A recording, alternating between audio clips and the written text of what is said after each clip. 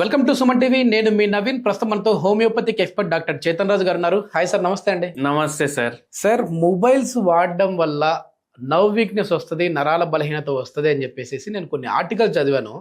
So mobile అంటే ప్రతి ఒక్కరు వాడుతూ ఉన్నారు. ఏదో తల దగ్గర పెట్టుకొని పడుకుంటేనే ప్రాబ్లం అని చెప్పేసి తెలుసు మాకు చాలా వరకు. కానీ మొబైల్ వాడడం వల్ల, దానికి పౌచ్ వేయడం వల్ల కూడా ఇట్లాంటి ప్రాబ్లమ్స్ వస్తాయని చెప్పేసి వింటుంటే నిజంగా కొత్తగా ఉంది. నిజమేనా సార్ అది? అచ్చా చూడండి, నేను మీకు ఒక ఎగ్జాంపుల్ చెప్తాను. Yes yes. ఇప్పుడు మనకు బొక్కలు ఉన్నాయా బాడీలో? Yes yes. ఏదో బ్రేక్ అయింది అనుకోండి, ఏం చేస్తాం మనం? కట్టు కట్టించేయడం. కట్టు కట్టించుకుంటారు కదా. Yes yes. కట్టు ఎప్పుడు కట్టించుకుంటున్నారు?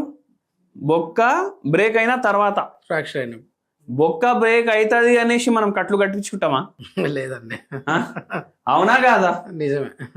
అయితే అట్లా బొక్క బ్రేక్ అవుతుందో అనుకొని మనం కట్లు కట్టించుకొని ఉంటే 1000 ప్రాబ్లంలు వస్తాయి మన బాడీకి. ఇప్పుడు నిజంగా మన మొబైల్ ఫోన్కి పౌచ్ అవసరం ఉంటే ఆ కంపెనీ వాడు ఇస్తాడా లేదా?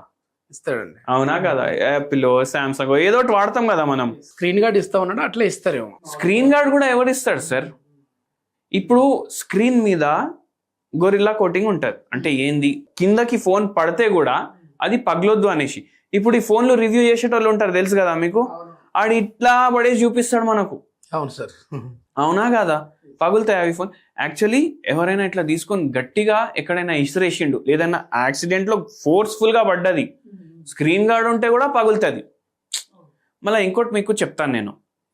ఇప్పుడు మనము ఈ ఫోన్లు, ఈ కవర్లు వాడడం వల్ల ఏమవుతుంది చూపిస్తాను ప్లీజ్. ఇప్పుడు ఇది నా ఫోన్ సార్, దీనికి స్క్రీన్ గార్డ్ ఉందా? లేదు. నేను ఎప్పుడు వాడను స్క్రీన్ గార్డ్. ఎందుకు? దానికి ఒక రీజన్ ఉంది. ఇప్పుడు చూడండి, మీ ఫోను మీరు అది పైన మీరు పెట్టిన గార్డ్ని ఇంపేసి చూడండి, ఇక్కడ మీకు లైన్లు కనిపిస్తాయి. ఓకే. ఏ ఫోన్ కన్నా లైన్లు ఉంటాయి. ఇట్లా మీ ఫోన్ కూడా చూసుకోండి, మీరు లైన్లు ఉన్నాయా? అవును, ఉన్నాయి కదా. Yes yes. ఈ లైన్లకు ఒకటి ఫంక్షనింగ్ ఉంటుంది. ఇప్పుడు చిన్నప్పుడు మనం టీవీలు చూసేటప్పుడు యాంటీనాలు ఉంటుండే. అవును సార్. ఫోన్ కి కూడా అట్లా యాంటీనా ఉంటుంది. Okay okay. అయితే దీని ద్వారా సిగ్నల్ వస్తాయి ఫోన్ కి. మళ్ళా ఇంకోటి ఏంటంటే, ఇప్పుడు ఫోన్ ఓపెన్ ఉంది అనుకోండి, ప్రతి ఫోన్ కి ఒక సార్ వాల్యూ ఉంటుంది. ఇప్పుడు మీరు స్క్రీన్ గార్డ్ పెట్టుకుంటారు, ఫోన్ కొనగానే అప్పుడే స్క్రీన్ గార్డ్ పెట్టేసి ఆన్ చేస్తారు ఫోన్. ఇక్కడ వెనకాల మీ ఫోన్లకు స్టిక్కర్ ఉంటుంది. ఓకే. ఆ స్టిక్కర్ మనం ఎప్పుడు తీయము, కానీ ఆ స్టిక్కర్ మీద ఏముంది అది కూడా చదవము. ఎస్ ఎస్, నిజమే. దాని మీద సార్ వాల్యూ ఉంటుంది. ఇప్పుడు ఈ సార్ వాల్యూ అంటే ఏంది? సార్ వాల్యూ అంటే ఎంత రేడియేషన్ ప్రొడ్యూస్ చేస్తుంది మీ ఫోన్ అనేసి. అయితే దానికి ఒక లిమిట్ ఉంటుంది. ఏ ఫోన్ మ్యానుఫ్యాక్చర్ చేసినా ఆ సార్ వాల్యూ 1.5 కన్నా తక్కువనే ఉండాలి. ఓకే. కానీ మనం ఈ ఫోన్ మీద కవర్ పెట్టడం వల్ల ఆ సార్ వాల్యూ పెరుగుతుంది ఎన్నోసార్లు. Okay okay. మళ్ళీ అదే కాదు, ఈ యాంటీలాన్ ఉన్నాయి కదా, దానికి సిగ్నల్ ఏమో సరిగా రాదు. సార్ వాల్యూ పెరుగుతుంది, సిగ్నల్ సరిగా వస్తలేదు, ఫోన్ తొందరగా వేడిగా అయిపోతుంది. Okay okay. ఇప్పుడు ఓపెన్ ఎయిర్లో ఉంటే ఫోన్ తొందరగా చల్లగా కూడా అవుతుంది కదా. Yes yes yes. ఇప్పుడు మనం టిఫిన్ డబ్బా ఉంటుంది, వేడి వేడి ఫుడ్ దాంట్లో వేస్తాం, మూసి పెడతాం, ఒక 2 గంటల్లో జర నార్మల్ టెంపరేచర్కి వస్తుంది. ఒక ప్లేట్ తీసుకోండి, ఫుడ్ వేయండి, ఏది తొందరగా చల్లగా అవుతుంది మీరు చెప్పండి? నార్మల్ ఓపెన్ లో ఉన్న ఫుడ్ చల్లగా అవుతుంది కదా. మళ్ళీ మనం మన ఫోన్ కి కూడా టిఫిన్ డబ్బాలో వేసి పెడుతున్నాం. ఇప్పుడు దీనికి నర్వ్ సిస్టమ్ కి ఉన్న రిలేషన్ ఏంటి? ఏంది రిలేషన్ అంటే, ఇప్పుడు రేడియేషన్ పెరుగుతుంది, హీట్ పెరుగుతుంది, మళ్ళా దాని తర్వాత మన ఫోన్ కి సిగ్నల్ వస్తలేదు. అయితే యాంటీనాలు ఏం చేస్తాయి, జర గట్టిగా ట్రై చేస్తాయి సిగ్నల్ రావాలి అనేసి, మళ్ళీ రేడియేషన్ పెరుగుతుంది. దాంతో ఏమవుతుంది అంటే, ఇప్పుడు మనం చెవుకు పెట్టుకొని మాట్లాడతాం కదా, చెవుకు పెట్టుకొని మాట్లాడడం వల్ల బ్రెయిన్ లో ఉన్న నరాలు అవి డ్యామేజ్ అవ్వడం ఛాన్స్ అవుతుంది. Okay okay. మళ్ళా సెకండ్ ఏంటంటే, మన నరాలు, మెయిన్ నరం ఏంది? బ్రెయినే కదా. బ్రెయిన్ లో ట్యూమర్స్ డెవలప్ అయ్యే ఛాన్స్ పెరుగుతుంది, బ్రెయిన్ ట్యూమర్ వచ్చే ఛాన్సులు పెరుగుతాయి. మళ్ళా దాని తర్వాత మన బ్రెయిన్లో నరాలు కరెక్ట్గా పనిచేయడానికి న్యూరో ట్రాన్స్మిటర్లు ప్రొడ్యూస్ అవుతాయి. ఆ న్యూరో ట్రాన్స్మిటర్స్ ది ప్రొడక్షన్ కూడా ఫరక్ అయిపోతుంది. ఇప్పుడు ఒక పేషెంట్ మన దగ్గర వచ్చి ఏమంటారు, నాకు పార్కిన్సన్స్ది ప్రాబ్లం ఉంది సార్.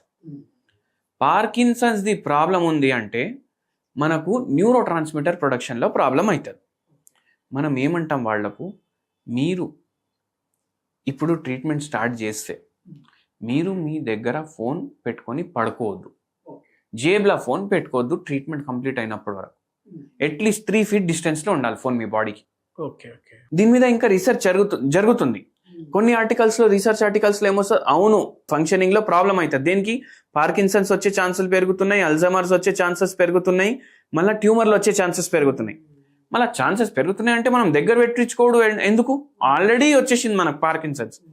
అయితే ఆ పేషెంట్కి మనం ట్రీట్మెంట్ ఇచ్చుకుంటా అంటే మొత్తం పేషెంట్ బాడీ సిమ్టమ్స్ ఎట్లా ఉండే అంటే, నరాలు, పాదాల్లో స్పర్శ లేదు, డయాబెటిక్ కూడా ఉన్నాడు పేషెంట్, స్పర్శ లేదు, మళ్ళా చిన్న ఫింగర్లు ఉంటాయి కదా పాదాల్లో, అవి జర అంకర పోతున్నాయి, మళ్ళీ కంటిన్యూస్లీ ఇన్వాలంటరీ ఇట్లా ఇట్లా ఇట్లా ఇట్లా ఇట్లా మూమెంట్లు ఉన్నాయి కాళ్ళకు, అది టేబుల్కి డగ్ డగ్ డగ్ డగ్ డగ్ డగ్ తాకుతూనే ఉంది. అంత పరేషాన్ ఉన్నాడు పేషెంట్. మెడ నొప్పి ఉంది, నడుము నొప్పి ఉంది, ఇట్లా వణుకుతున్నాయి ఇట్లా చేతులు. ఓకే. అయితే నరాల్లో కూడా ఎన్నో ప్రాబ్లమ్స్ ఉంటాయి. అయితే ఇంటి నరాల ప్రాబ్లంలు ఇప్పటి వరకు తెలిసిందే వస్తాయి అనేసి, మళ్ళీ ఇవన్నీ పెద్ద పెద్ద నరాలకు సంబంధించిన ప్రాబ్లమ్స్. ఇప్పుడు అల్జైమర్స్ డిజీజ్ అంటే పెద్ద డిజీజ్, పార్కిన్సన్స్ డిజీజ్ అంటే పెద్ద డిజీజ్, అంటే చిన్న రోగాలు రావా? అవునా కాదా? అండ్ ఇంకోటి గుర్తుపెట్టుకోండి, ఇప్పుడు బండ్లు ఉంటాయి కదా, బండి కొని మళ్ళీ దానికి 1,00,000 పెట్టి మనం క్రాష్ గార్డులు వేపిస్తామా? ఆ క్రాష్ గార్డులు వేపియడం వల్ల ఎప్పుడైనా యాక్సిడెంట్ అయిందనుకోండి, ఎయిర్ బ్యాగే ఓపెన్ కాదు దానివల్ల. Okay okay. మనకు ప్రొటెక్షన్ ఉండాలి. మనం బండిలో ఉంటే మనం బండికి ప్రొటెక్షన్ ఇచ్చి ఏం లాభం? అట్లనే సెల్ ఫోన్ కి కూడా కవర్ పెట్టకపోతే దాని రేడియేషన్ జర తగ్గుతుంది, యాంటీనా కరెక్ట్ గా పనిచేస్తుంది, ఓవర్ హీటింగ్ ప్రాబ్లమ్స్ కూడా ఉండవు. ఇప్పుడు కంటిన్యూస్లీ ఒకటి చెప్పండి, మీరు ఫోన్ ఉంటుందా, ఫోన్ కి మనం కవర్ వేస్తామా, జేబులో పెట్టుకుంటామా? అవును సార్. ఆటోమేటికలీ దాని హీట్ పెరుగుతుంది కదా. ఆ హీట్ పెరగడం వల్ల, రేడియేషన్ పెరగడం వల్ల జనాలకు స్పర్మ్ కౌంట్లు తగ్గిపోతున్నాయి. పిల్లలు పుట్టే అవకాశం కూడా దీని వల్లనే ఇది అని చెప్పి చాలా తగ్గిపోతుంది. అయితే ఎన్ని ప్రాబ్లంలు ఉన్నాక ఫోన్ వాడకండి అని నేను చెప్తలేను, దాని కవర్ ఎందుకు అని అడుగుతున్నాను నేను. ఉంటే అంతా ఎక్కడ కింద పడితే పగిలిపోతుంది అని భయమేమో సార్, అంతే. అవును సార్, ఎంత మంది ఫోన్లు కింద పడతాయి చెప్పండి మీరు, అవునా కదా? అండ్ ఇంకోటి, మన ప్రాణం కన్నా ముఖ్యం ఏం లేదు. 100%. మన ప్రాణం కన్నా ముఖ్యం అయితే ఏం లేదు. అందుకే ఫోన్లకు కవర్లు పెట్టకండి. మీ నరాలు సేఫ్ ఉంటాయి, మీ స్పర్మ్ కౌంట్ సేఫ్ ఉంటుంది, గుండె సేఫ్, ప్రతి ఆర్గన్కి ఎఫెక్ట్ చేస్తుంది ఫోన్. అయితే పేషెంట్కి కూడా అదే చెప్పినాం, మనం ట్రీట్మెంట్ కూడా ఇచ్చినాం. అచ్చా, ఏ పేషెంట్ వచ్చినా మనం ట్రీట్మెంట్ ఇస్తాం. ఇంకోటి, ఇప్పుడు ఎట్లయినా రేడియేషన్లు ఇంత పెరిగినాయి కదా, మీరు ఏం చేయండి అంటే, మీరు రెగ్యులర్లీ ఇంటీరియర్ ప్లాంట్స్ పెట్టుకున్నారు అనుకోండి. ఇప్పుడు ఇంటీరియర్ డిజైనర్ ఏం చేస్తాడు, ప్లాస్టిక్ చెట్లు పెట్టేసిపోతాడు మీ ఇల్లు మంచిగా కనిపిస్తుంది అనేసి. కానీ రియల్ చెట్లు మీరు ఇంట్లో పెట్టుకున్నారు అనుకోండి, ఆటోమేటికలీ ఈ హార్మ్ఫుల్ రేడియేషన్లు కూడా తగ్గుతాయి. స్నేక్ ప్లాంట్ అనేసి ఒక ప్లాంట్ ఉంటుంది, ఆ ప్లాంట్ మీరు ఇంట్లో పెట్టుకుంటే ఆటోమేటికలీ సెల్ ఫోన్ రేడియేషన్లు తగ్గుతాయి. స్నేక్ ప్లాంట్ అనేసి ప్లాంట్ ఉంటుంది. సో అది మీరు చేయవచ్చు. మళ్ళీ ఇంకోటి, ఈ నరాల బలహీనతకి మంచి హోమ్ రెమెడీ చెప్తాను మీకు. నరాలు, ఇప్పుడు ఈ పేషెంట్ పార్కిన్సన్స్ పేషెంట్ వచ్చారు కదా, వాళ్ళకి కూడా చెప్పిన, అంటే ట్రీట్మెంట్లో జర హెల్ప్ అవుతుంది భయ్, మనకు జర రిలీఫ్ ఉంటుంది. నేను ఈ హోమ్ రెమెడీ వల్ల ఇది చెప్పట్లేదు, పూర్తిగా నరాల బలహీనతనే అవుతుందని చెప్పట్లేదు, కానీ రిలీఫ్ ఉంటుంది మనకు, అది ఉన్న చాలు కదా. అయితే ఏం చేయాలంటే, ఇప్పుడు అలోవెరా జెల్ ఉంటుంది, అలోవెరా జెల్ స్కిన్ కి పెట్టుకుంటే యంగ్ అనిపిస్తారు అనేసి చాలా వీడియోలు మీరు చూసి ఉంటారు. కానీ నరాల బలహీనతకి కూడా అది చాలా బెనిఫిషియల్ ఉంటుంది. ఎట్లా, మీరు మార్కెట్లకు వెళ్ళి అలోవెరా జెల్లులు కొనకండి, మీ ఇంట్లో అలోవెరా ప్లాంట్ పెట్టుకోండి.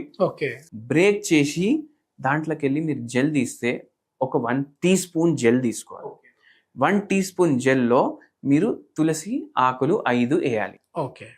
ఇది మంచిగా దంచుకోవాలి, గ్రైండ్ చేసుకోవాలి, మంచిగా మిక్స్ చేసుకోవాలి. దాన్ని డైలీ మార్నింగ్ 1 spoon తినండి డైరెక్ట్గా.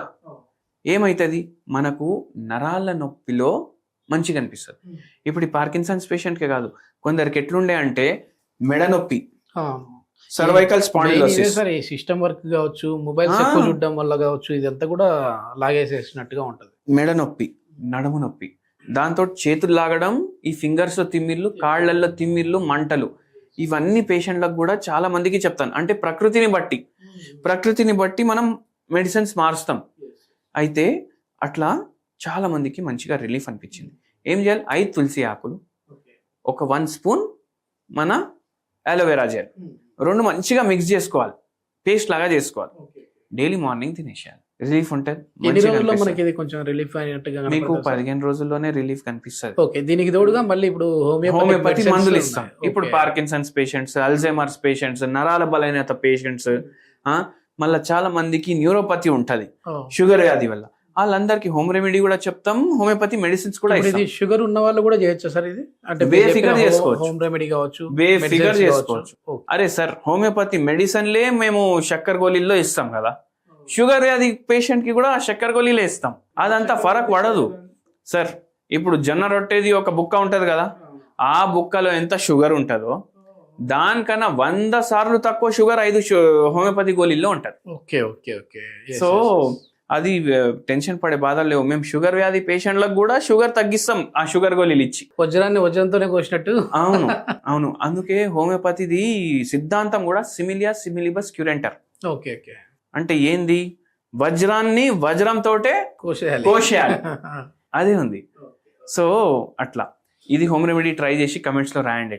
చాలా మంచి ఇన్ఫర్మేషన్ సార్. మొత్తానికి అయితే ఈ రోజు నుంచి నేను కూడా నా పౌచ్ తీసి పక్కన పెట్టేసేస్తా ఉన్నాను. సో దీని వరకు మీరు అన్న పాయింట్ చాలా ఇంపార్టెంట్. ఏంటంటే మన ప్రాణానికంటే మనకి ఏది ముఖ్యం కాదు. సో ఈ లాజిక్కే సార్ మీరు అది చెప్పింది కూడా.